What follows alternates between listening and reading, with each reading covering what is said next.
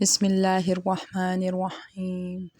ایک نیک اور مالدار شخص نے اپنا قصہ لکھا ہے کہ ایک دن میرا دل بہت بے چین ہوا، ہر چند کوشش کی کہ دل بہل جائے، پریشانی کا بوجھ اترے اور بے چینی کم ہو، مگر وہ بڑھتی ہی گئی۔ بالآخر تاں آ کر باہر نکل گیا اور بے مقصد ادھر ادھر گھومنے لگا۔ اسی دوران ایک مسجد کے پاس سے گزرا تو دیکھا کہ دروازہ کھلا ہے، فرض نمازوں میں سے کسی کا وقت نہیں تھا۔ میں بے ساختہ مسجد میں داخل ہوا کہ وضو کر کے 2-4 رکعت نماز ادا کرتا ہوں، ممکن ہے دل کو راحت ملے۔ وضو کے بعد مسجد میں داخل ہوا تو ایک صاحب کو دیکھا، خوب رو رو کر گڑ گڑا کر دعا مانگ رہے ہیں اور کافی بے قرار ہے۔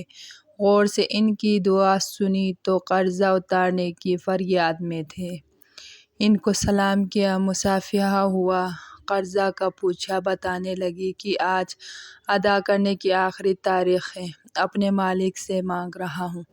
ان کا قرضہ چند ہزار روپے کا تھا اور میں نے جیب سے نکال کر دے دیے۔ ان کی آنکھوں سے آنسو چھلک پڑے اور میرے دل کی بے چینی سکون میں تبدیل ہو گئی۔ میں نے اپنا وزٹنگ کارڈ نکال کر پیش کیا کہ آئندہ جب ضرورت ہو مجھے فون کر لیں، یہ میرا پتہ ہے اور یہ میرا فون نمبر۔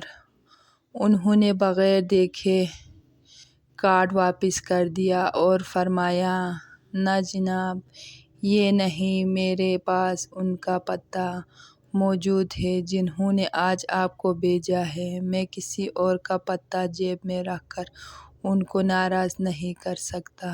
سبحان اللہ و بحمدہ، سبحان اللہ العظیم۔